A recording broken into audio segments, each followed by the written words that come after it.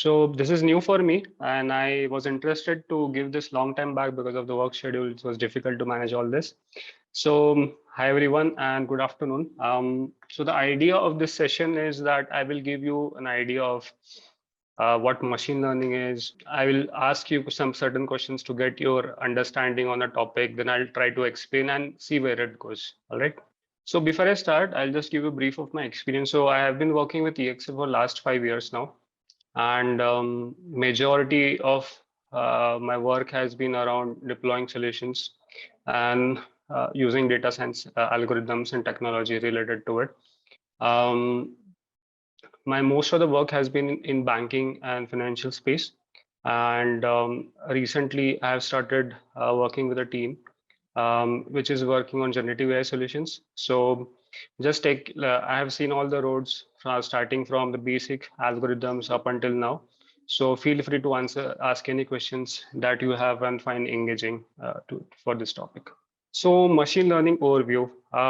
So on the first page, I want to discuss what is machine learning and what are the key topics that anyone would be interested in this. So anyone, can you define machine learning in any vague language? It's fine. So learning about computers and Python. Yeah, that is not wrong answer. But what is machine learning? Like why? What it's Machine trying to learning, solve? Yeah. a branch of Please. data science which usually deals with algorithms and data Right. sets. Right. That is correct. Machine But learning means we make the computers to understand with our codes. Usually we can see whatever we can generally know English, so we can read, but the system know only zeros and ones. So we make computers to understand from the whatever we are giving inputs to learn by themselves and given the output. that is the perfect answer. So that is what I was looking for. So ML is a branch of AI that enables us to basically automatically learn from experience, right? So we can create certain rules. Like for example, if you want to, let's say someone comes to you are a bank and someone comes to you, and there's one simple rule that if your monthly income is above, let's say 20,000, I will give you a credit card. Then it's fine. But that won't serve a purpose of, let's say, finding an answer of, let's say, if someone is having a bad credit history, right? So you need another rule. Let's say you want to look at another parameter, then you would another rule. And simply having rules won't suffice, right? You might need even a different combination of those rules interlinking with each other. So calculating those things yourself and then putting it in like live environment would be very difficult if you do not program, right? So that is the idea behind machine learning. That's what I think. There are multiple definitions and everything that people can come up with because it's such a huge field and there are experts out there, but this is my way of thinking about it. Then what do you think is required to, or on basis of what is ML running right now, right? Is basically because of data. You have large amount of data, and that is why you are able to create such models and make predictions which then would not require human intervention, right? Then why is basically ML important for businesses? What are the kind of problems that ML is trying to solve? Anyone? Any kind of example is fine. Customer churn rate. Awesome. Yes. To predict the customer churn rate, whether the customer will churn or not. Yes. Perfect. Arun. Any other example? Image recognition. Yes, that's one of the ways. Yes. Speech recognition. Speech recognition. Yes. Very nice. Code recognition. Yes, code recognition also. So the yield opportunities are huge, right? So as you can see, there are so many applications, and for example, as Arun mentioned, right? Churn understanding. So who is going to churn? You can proactively take measures to prevent that. You can work on image recognition. For the last couple of years, work on image recognition has been huge. Then I think some Payal said something related to code, or Ramesh said something related to code. So that is also part of the picture right now. So there are ways in which you can just write a question and the code would be written, right? It can be translated from one language to another. So though, yes, so the applications are driving this technology right now. Then another thing is that more data that ML is kind of shown to, the better are the outcomes, right? So we have observed that initially, even with a smaller amount of data, certain algorithms could be trained, but the predictions and generalization ability of those algorithms were very less. But nowadays, with technology, right, everyone is touching their mobile and creating certain data point, right? And there are huge servers and cloud computing. So you have huge amount of data. So that is something that is driving the innovation right now in machine learning. The other crucial part is, even though you have such huge amount of data, right? You need to have that the data which is, let's say, possessing a good quality and at the same time very representative of where it is applied, right? Then any limitation that comes to your mind, guys, on ML? Sir, sir, good morning. Sure. Sir, Sure. if we have more data and we just we do all the cleaning parts, and then the data is larger, but we got around 60% accuracy. So how we can improve our accuracy and how we can find which independent variable is more connected to target variable, means correlated to target variable. Right. So you're saying basically, let's say you have a data and even after cleaning or doing pre-processing, you are observing just 60% of the accuracy, right? Yes, sir. Yes, sir. So there are multiple ways to look at it, right? It is possible, as you said, right? The correlation with the target for those variables that you're using currently is just enough to give you the 60%. You are not looking at the complete problem. There could be feature engineering that you do. For example, let's say one variable is related to target, another variable which is weakly related to target. You can create a complex variable by combination of the other two variables, which is, let's say, more correlated to target, and your efficiency or accuracy improve. Yeah. You can try an algorithm which is, so right now, if you are using, let's say, a linear algorithm, you can try a decision tree, which is a non-linear algorithm. You can go above that. You can try ensemble, bagging, boosting trees, right? You can test various algorithms. But Akhil, coming to your point, right? So it is sometimes even possible that your data only possesses that much information that your accuracy could be 60%, nothing above it, right? So that is also a case that you should consider, that let's say there's additional information that you are not considering right now, which could enhance the accuracy. So there are certain baseline that you're working with, let's say 50% accuracy, and there's a highest level that it can deliver, right? Because beyond that, let's say you try to improve it on training data, then it could get overfit, right? So there are things. So you believe it's right now underfit problem, so you can try feature engineering, more pre-processing, let's say dimensionality reduction, better algorithms. But there's a ceiling to doing all this. That's all I'm saying. Okay. So the other point that I was talking about was, guys, do you have any idea of what could be a limitation to ML? Machine doesn't have Bias. emotions, so it cannot take an appropriate decision with respect to humans if you are working in the medical field or something like that. Right. That's a good point. Yes, there was someone else also. Biasness. Relation related storage. Right. Storage can be an issue. Bias is a very good point, actually, because let's say you are training data on a data set which is inherently biased, because this is a problem that has been observed in the US. So while creating a credit card model, let's say, your data inherently kind of gave preference to, so because the data, let's say, I'll give an example of what happens in the US. So while booking credit cards, right, for, let's say, for last 10 or 15 years, majority of men only got the credit card, right? Because they were in the workforce, so they had a good financial history, and that's why they got the credit history. So that's why the data kind of got biased towards giving credit cards to males, and not the female. So we have to look at that bias in the data, whether while predicting, you created a model, now it's in live environment, it's getting used. What if it is discriminating women, right? And it's a huge case. It's not just restricted to gender. It can be across age. It can be across, let's say, any kind of representation that differentiates people, right? So you don't want such bias to come in the data inherently. So you have to do certain analysis to prevent that also. So bias is a very, very good example that whoever came with. So the point that I wanted to highlight was that ML is not a magic solution. Okay, you need a solid understanding of what problem you're trying to solve with, what is the data that you're dealing with, what is the algorithm you're dealing with. It's not as simple as basically just um, like importing a library and just running things. You need to know the know-how at the background. I understand you importing it is so easy these days and you can run anything, but it's very crucial to have that understanding of what is going internally.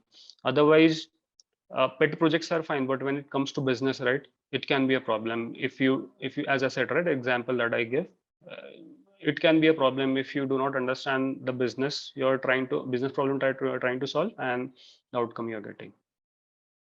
Okay. Anything on this page, guys? You're fine. It's a basic page. So Without normalization, the machine can't predict the right? it's not.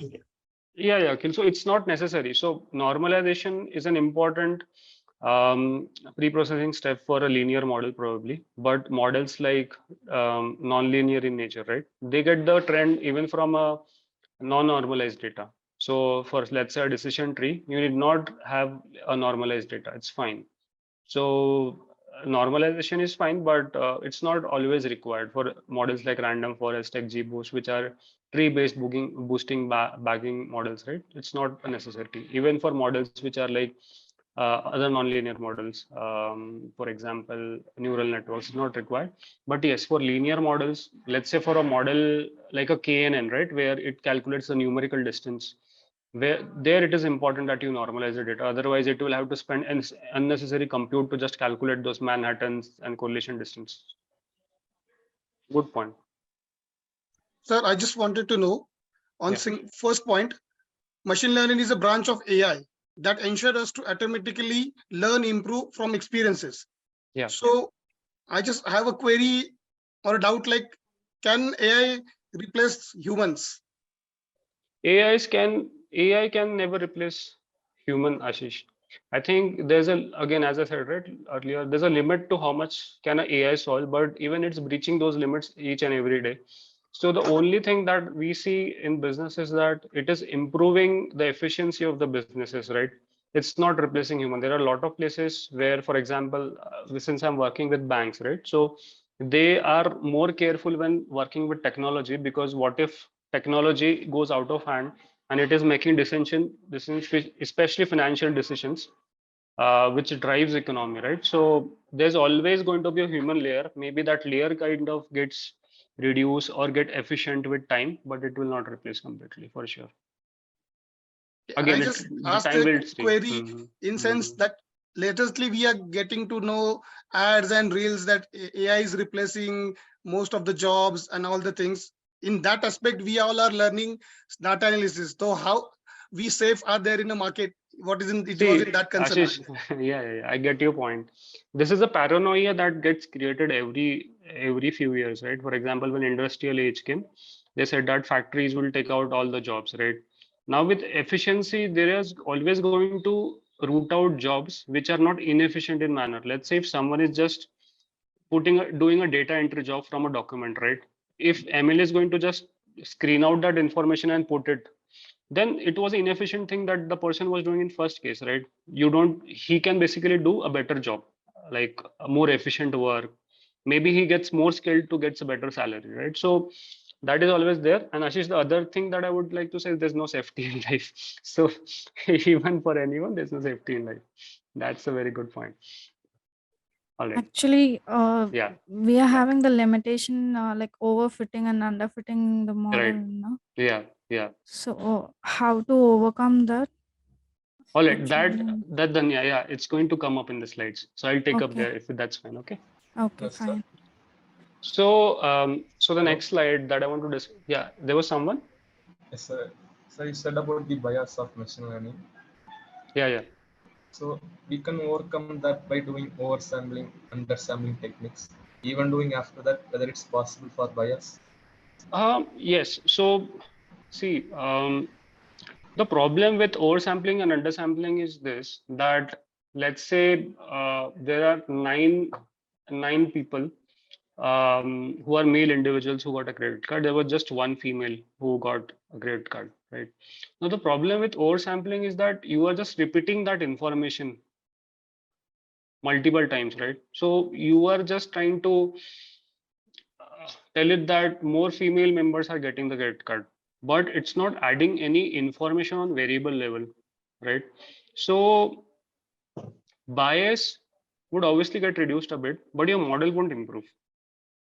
Okay, so if this is a topic that kind of interests you guys, I will probably do a follow-up one on how to remove bias. That's a very interesting thing. And so regulations in the US basically make sure that you are not, let's say, discriminating on the basis of gender, age. So if your age, so what happens is if someone is older in age, right, their paying capacity is reduced. So even the data is learned that inherently. So if someone who is above age 60 and is retired, the probability of, let's say, the person paying is or defaulting is higher than someone who is younger, right? Because the earning capacity is low. There also discrimination can occur, and also a discrimination can occur on the basis of race. Like for someone who are from who are blacks in the US, they also have faced like previous hardships. So it's a possibility that model will give them a bad score just because the history has been bad for them. A lot of historical crimes have happened against them, redlining, and so financially they have not been supported. So model learns those things. So there are ways to remove them even without removing the reducing the accuracy of the model. So there are ways to do that, and that's very, very interesting. And one of the ways of identifying whether the model is discriminating, for example, I'll just give you, okay, maybe that's just because you have asked the question. Let's say you in your data while approving certain people, you observe that in total there's certain percentage of people who are getting approved. Let's say there are 500,000 customers in total. Okay, 500 male, 500 female. Okay, out of 500, 400 people got approved for a credit card, which is like 80%, right? And out of 500 rest of the female members, only 300 got the credit card. Okay, so that's 60% approval. So what you would do is check that 60% by 80%, and that ratio is kind of coming like 75%, right? So that ratio is a trigger which tells that females are getting discriminated. So does that help? Yeah, that's what I was Mhm. saying. Let's have the Q&A at the end, or you can put it in the chat. We'll just take up at the end because we need to complete the entire presentation also. So Right, first, right. let's have the presentation of sir. Yes, good Yes. point. Yeah. Yeah. Yeah. Over to you. No, I think it's my fault. I asked for the question, right? So curiosity will always speak. So I think that's fine. Yeah. So the next point is, why now is the ML kind of in flux, right? So it's because of the availability of data. So this data is kind of fueling this growth. Then the other point that is very important is prevalence of strong hardware, right? So if you must have heard, right, NVIDIA GPUs is driving such high share price for NVIDIA because the kind of hardware that was kind of used for computer gaming, right, is used for like deploying models in production. Then there's a tremendous amount of research that has been done in like since the adoption has begun, right? So smarter algorithms have been prevalent across, so which is again driving the ML. Then nodes very similar to stronger hardware like accessible computing. So this is like cloud computers, hardwares that are available at a cheaper rate than previously possible, right? And then obviously there is industry demand. So never before has been such industry demand to make adoption of ML across the applications. So this is the reason why ML is in flux right now. So I want to next talk about what all are the kind of prevalent applications of ML right now, right? As I asked earlier, right? So, for example, someone said voice assistants, which use NLP voice recognition for devices like Siri, Alexa. Then your movie recommenders, your Amazon and Prime, YouTube view that you very much use, guys. Then fraud detection. In fraud detection, basically, you're trying to understand if there's a financial crime being committed by someone.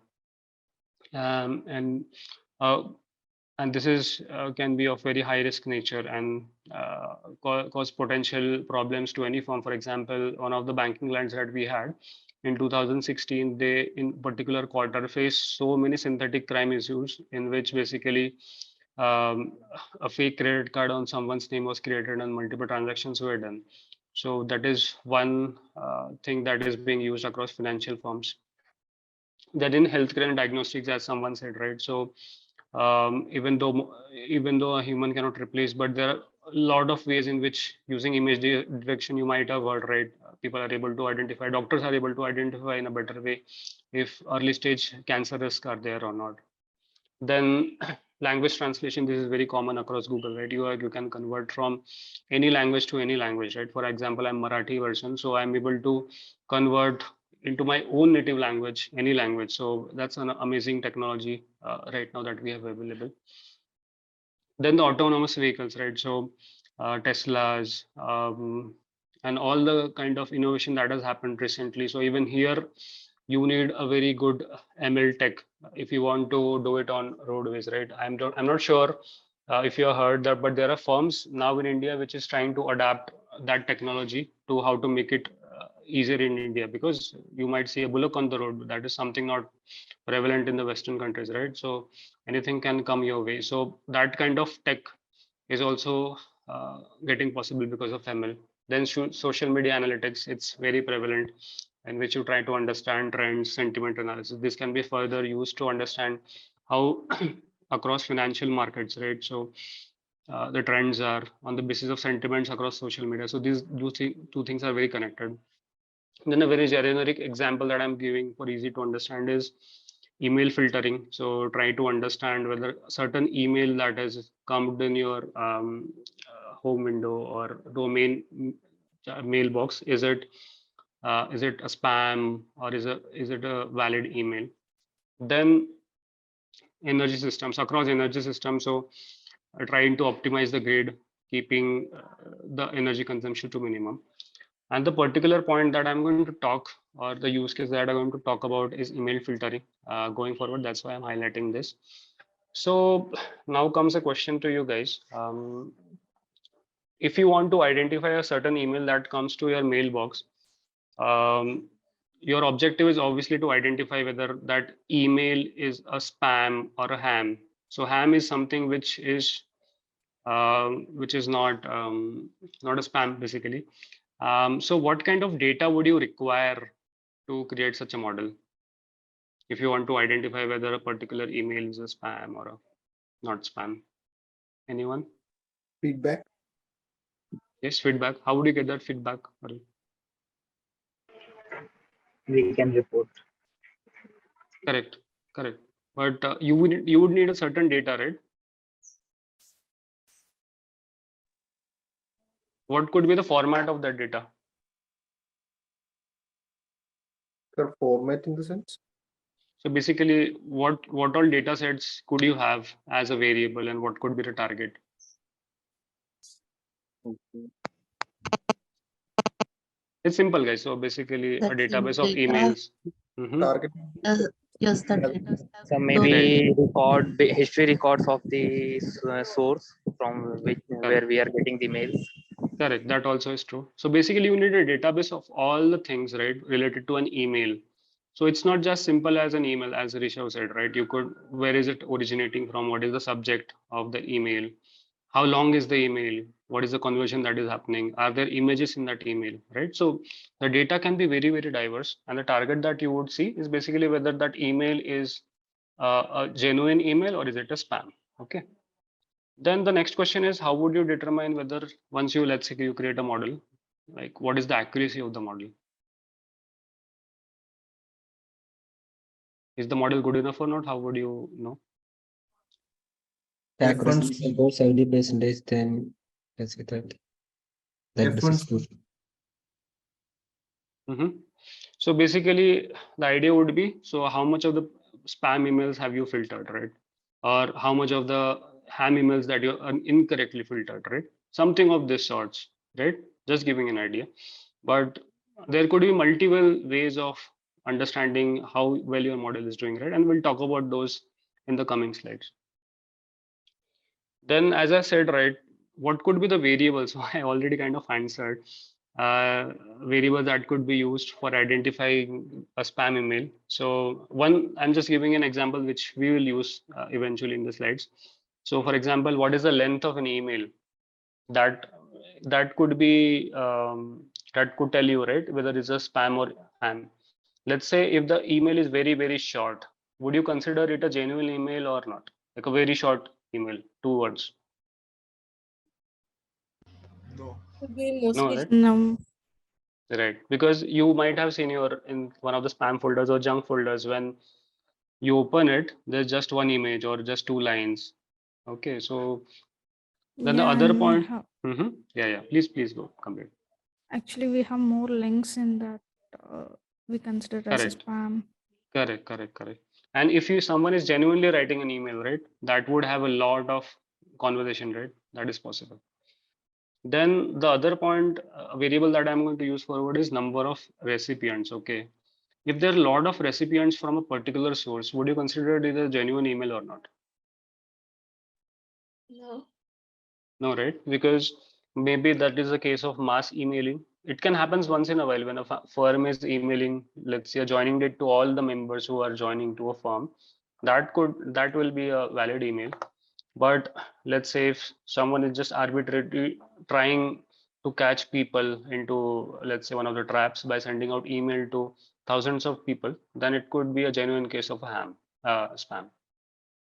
So in the context of this, I want to basically discuss this case further. For example, if you want to look at the distribution of these variables, right, in identifying spam or ham. So let's say this is a diagram that you have, right?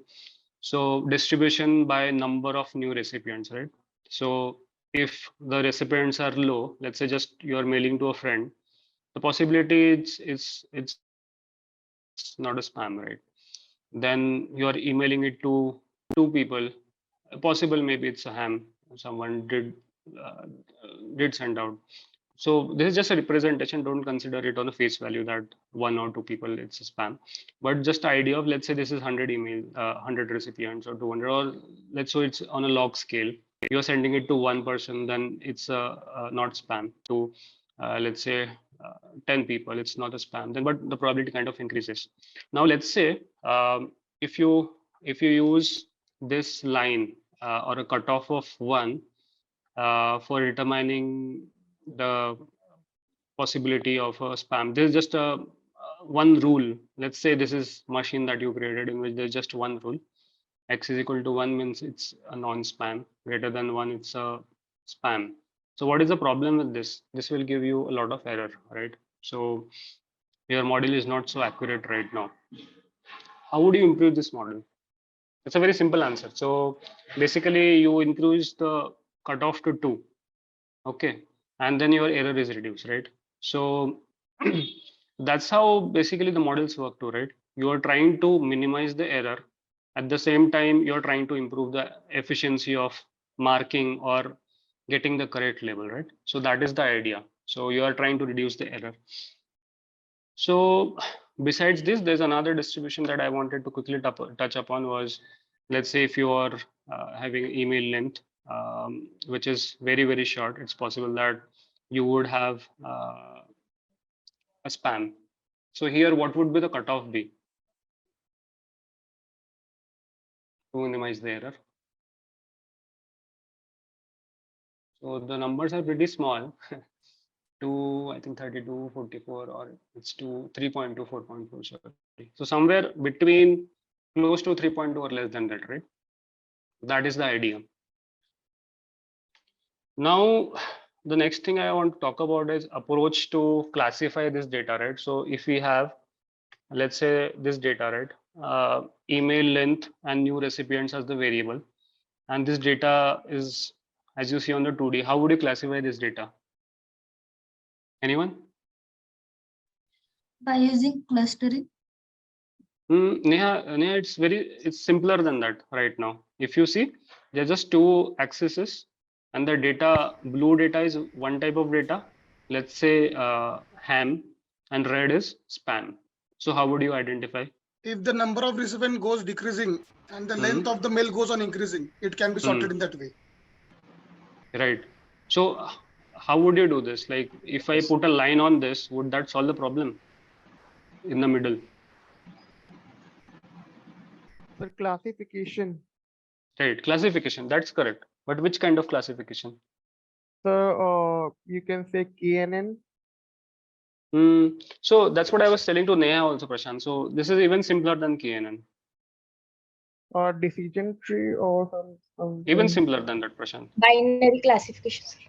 Binary though is there because there are two classes, right? So it's binary for sure. Taking the straight line to and Exactly, Saili, you are correct. So basically, you would just take a simple straight line, and this will divide the data into two, right? Now the next question: is this the correct way of classifying the data? Let's say I have changed the data a bit. Now if you see right now, the blue is here coming inside red, red is coming inside the blue, and you are, let's say, putting a line across this. Is this the correct way of identifying or marking the data? No. Not a correct. What is right? What is the problem with that? What is, so I'll just rephrase. What is the problem with that, and how would you solve? So the line should be straight, sir. It's not like we are separating crisscross, red on one side, blue one side. Right. The problem is basically if you do this kind of demarcation, right, it's overfitting to data, right? I think someone touched upon this point. How do we prevent overfitting and underfitting, right? So the only way, so I think Arkham's razor you might have be aware of, create a model which is simpler and powerful. So if you try to create a customized model for everything, then your model is going to not generalize because it's created for that particular data set only, right? There are other ways to improve the model. As I said to someone earlier, right? He was saying that the accuracy is only 60%. There are other ways to improve the model. Get more data. If you don't have more data, create more features. Try other algorithms. But if you just train on the same data to a limit that it works very much on that data, it's going to overfit. That is the issue that I wanted to highlight over here. Okay. Coming to now next diagram. How would you classify this data? by taking the straight lines of 2 or 3 and find the margins and nearest points of that data and then find the classification of that. So if you put 2 or 3 lines, okay. Yes, likewise, yes, VM algorithm works likewise. Yeah. Yes. That kind of makes sense. Any other simpler way? Clustering. So you mean to say KNN, right? Yeah, that would also work. Yes. Right. So basically you guys are right. So a linear model won't do the job here, right? Because it would be a case of underfitting because there are a lot of blue parts that are in the bottom half, and that would not solve the problem much. So you would need a more complex model as let's say KNN or SVM, right? So now the next question on the same data, is this the correct way of doing classification? Yeah. No, again, see if you classify using this, right, this would not be again the correct way of doing it because you are again overfitting, right? For those 2 dots which are within the red ones, you're trying to make it some way come inside. But if you see a generalized data, this will overfit, right? Again, the same as the upper one. So this is the case as this one, right? If you try to get to fit everything correctly, you will end up overfitting, right? That is the point that I wanted to highlight over here.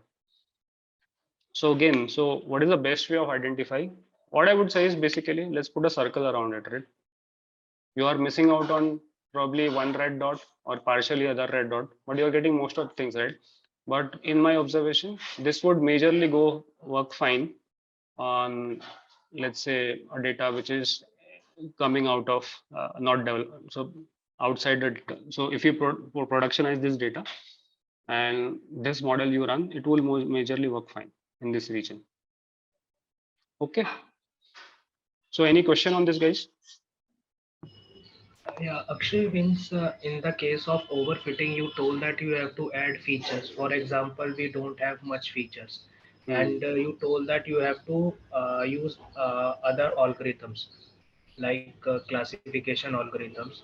Okay, so for example, all the algorithms give the accuracy below 70.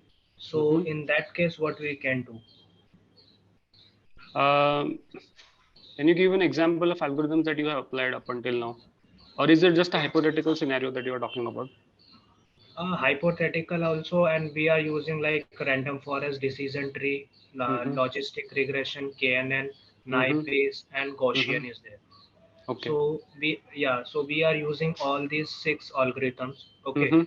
And if for example we don't get more than 70% accuracy, so in that case we go to EDA part, right? Again to do EDA again and again for Right. the See, accuracy. correct. You're correct. I mean, let's say you try 10 different things. I'm not trying to demoralize you, but it is possible that those variables contain that much information only, right? There could be things that even the data is not seen. So how are the models created? You need first data, right? So in order to create data, you either get someone to submit your survey. Either there is a machine that can takes point of all the nodes. But I'll give an example. Right? So you want to understand whether someone is credit worthy or not. And if I give him a loan of, let's say, 5 lakhs for a car, would he pay back me or not? You have certain data points on that person. Let's say the income of that person is, let's say, a certain amount, like 5 lakhs per year. Okay. You kind of know the credit history is fine, but there are certain parameters that you are not always aware of, right, Kanav? For example, maybe if the person has taken certain loan from his relative that he has to pay back, or some other kind of financial obligation that you are not aware of. In that case, your model will only give that much accuracy, right? So that is something that I want to talk about. So let's say you try feature engineering. Okay, you have tried all linear models, all decision trees, all random forest. You can try XGBoost probably. Kanav, if you have not tried, XGBoost kind of does well compared to any of the bagging models like random forest. But even after that, if you do not get an accuracy, that may be the ceiling of that data. That's what I'm talking about. Okay. Okay, Akshay. Okay. Akash. Yeah, no issues. It's fine.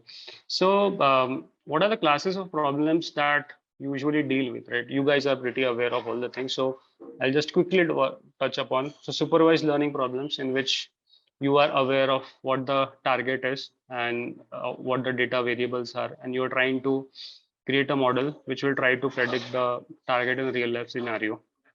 Then unsupervised learning. Unsupervised learning, you're basically trying to understand the pattern in the data. I'll give you a real life example of how I would use unsupervised learning. For example, while working on credit card data, right, we are trying to identify on certain. So let's say your population is huge on which you're trying to create a model. Let's say the modeling data is close to 10 lakh applications for which you need to understand the prediction of the score, whether the person will go default or not. Okay. So do you think a single model on this population would be fine? Or there are any chances of improvement using unsupervised learning? I'll tell you in interest of time how I would basically do this. So let's say if there's a hidden pattern within your data, for example, there are certain type of people who are more riskier in nature than another people. And how would you identify? Maybe using clustering. You find a cluster of population of, let's say, 6 lakh people from this 10 lakh people who are in some way different. Let's say on the basis of risk. Okay, maybe there's certain variable is highlighting very much. For example, the annual income of 6 lakh people is very low and rest of the 4 lakh people is very high. Would a single model do the same job as two models in this case? No, right? So you would need two models for each of the case. For people who are affluent in nature and who are not so affluent in nature would need another model. Okay, so that is why one of the usage that I see in real life is clustering, very much prevalent across even the business use case. Then other kind of things that theoretically that you see is PCA, dimensionality reduction. In practice, guys, I have not seen much of the usage on it right now, to be honest. Okay. So just highlighting from my experience up until now, even while I started, right, I was trying to understand how would you solve a problem. Like someone said, right, normalization would work. Would there be like, can you improve the accuracy beyond 70? Theoretically, would PCA would serve the purpose? No. So many of the things in real life don't make sense, but that's why I wanted to point them out. Then something that I don't see much in practice is reinforcement learning. I just wanted to keep it here just to complete the picture. So it's an agent driven environment in which we're trying to optimize the agent. So by giving the feedback for the right actions and punishment for the wrong actions, it's majorly used in robotics, even in self-driving cars. And this problem has been solved to much of the extent and is no more of interest to a lot of data science. And we do not see it much in the business case also. Maybe it's used in, for example, gaming, self-driving car, even in say, let's say trading. But I do not have much experience to it or to support it. But I just wanted to highlight because they are the three subtopics that you usually see when working with an ML algorithms. So any questions up until now, because I am closing towards the end of this presentation and there's just 10 minutes. But if there are any questions that we can talk about, that's fine right now. I have one question. If we have a data sets like, means we have a data set, but we don't have the target values or any values in that. So how we classify that's the data sets is which are supervised, unsupervised, or how to be put the algorithms on that data sets like. Understood. So you have a data which doesn't have a label, but you want to understand how to deal with it. Let's say. So what I would say, Saili, is that let's say you have a data. As I was talking about, I will continue the same example. You have certain customers who have applied to your bank for a credit card, and you have certain variables for them. Let's say you just have two variables for now. One is annual income. Okay.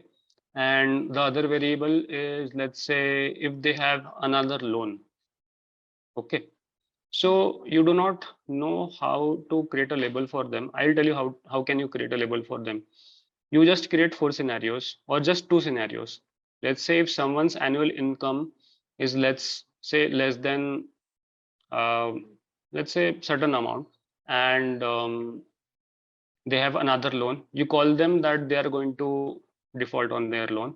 And if this scenario is not true for anyone, then they are not going to default. This is how you may create a label. Okay, but it might not be the right label. But there are ways to identify this via clustering, in which you try to create clusters and you try to identify population. Let's say using clustering, you are able to find 3 or 4 kind of populations, and these populations might have a label as differently, 1, 2, 3 or something like that, and then you can create maybe model on that. But in a real life scenario, would you see certain data which would not have label? It's possible, but do you have any example on which you kind of worked on and you kind of try to understand if there needs to be a label or something like that? No, I'm not working on any. Yeah. But there is the one's question for. So and how to find there is a label in that data sets and how to dependency and independency of that algorithms data. So basically, you want to know how to identify if there's a label in data. So that's what I'm asking. Are we talking about any hypothetical example which does not exist, or let's say a Kaggle data on which you wanted to identify a label? That's if we take the credit card fraud or credit card data sets. So how we identify there is a label given in a credit card. Okay, understood. Okay, understood. Yeah, makes sense. Ali. Now I get your point. So let's say you want to create a model, you do not have a label, right? So for example, you have a historical applications of people. Let's say 10 lakh people applied to your bank in 2022. Let's say 2021, because it will make easier. I'll tell you why.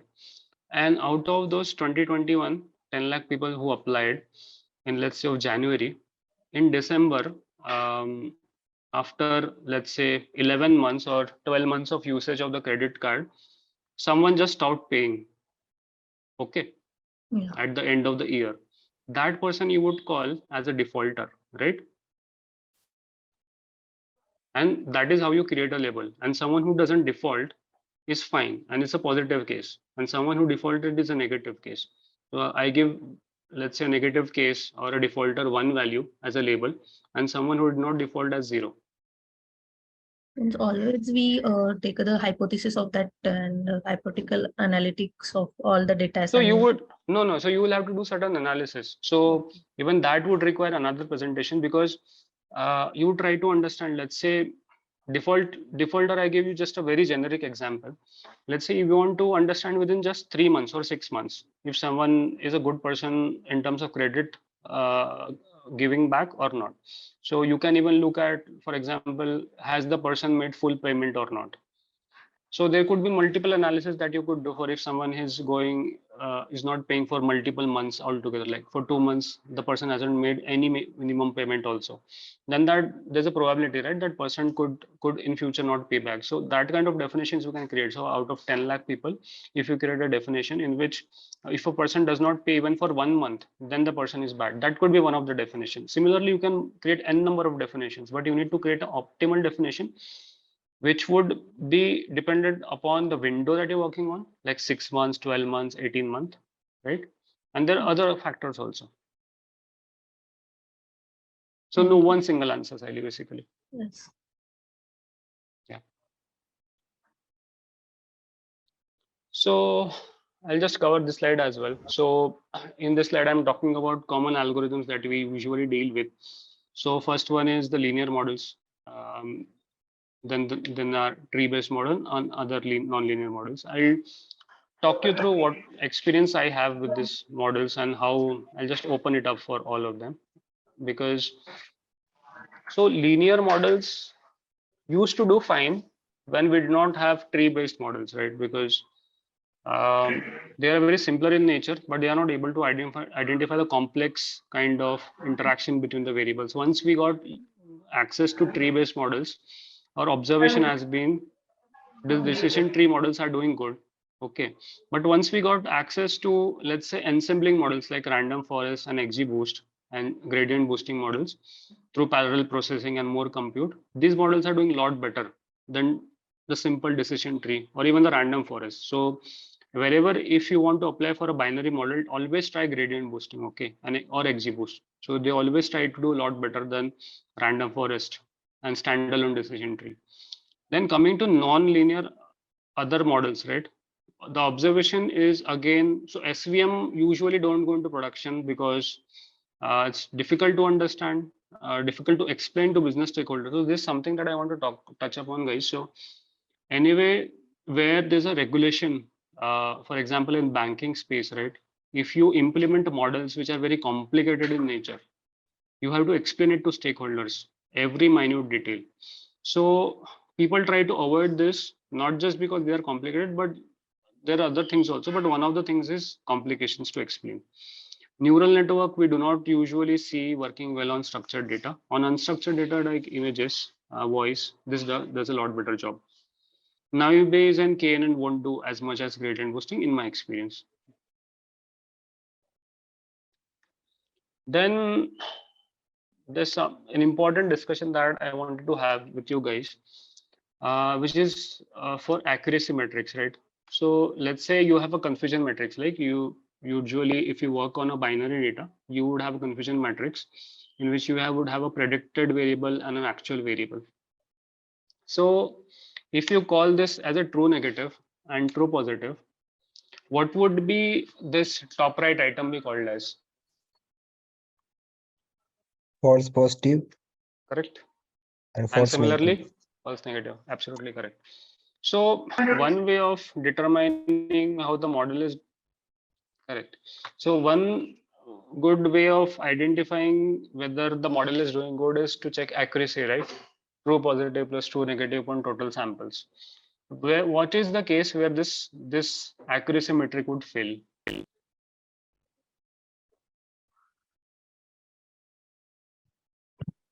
When it shows all positive.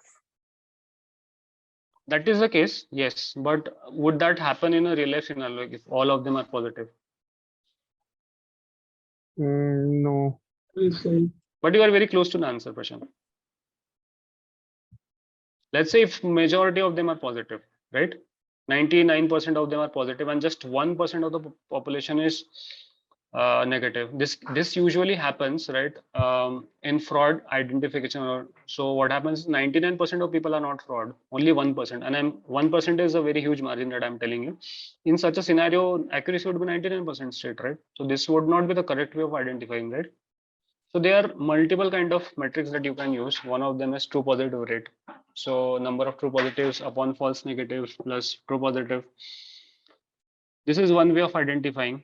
For example, in a fraud kind of scenario, you would like to know like how many of true positives are being captured. So this is a one important metric that is important for you. Can you give me one more example, real life example where this metric would be very, very important and almost life and death scenario?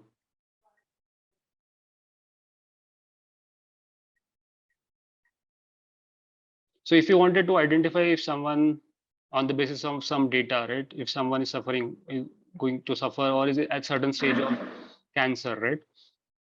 If you tell that person, no, my model is not good enough, or you do not have cancer, that is life threatening for that person, right? So certain kind of metrics are very suited to that model and are more important than other metrics. So that is the point that I wanted to highlight, right? For example, if your spam comes into your main email box, or your ham kind of goes into spam, this is fine, right? I mean, no one is going to die because if maybe you will miss out on certain important email, but someone would remind that I have sent it and maybe it has gone to junk box, right? But if certain kind of scenario, this penalty could be a lot higher, right? So that is what I wanted to touch upon. So again, similarly, there's true negative rate, then there's precision recall and F measure. So I do not think we have a lot of time to cover, and I have just one more important slide to cover. So I'll cover that. So steps that are involved in an ML project, right? So you need to define a problem, then you need to gather the data, understand how good the data is, right? Is it representative? Is it making business sense? Then you need to work on features, feature selection.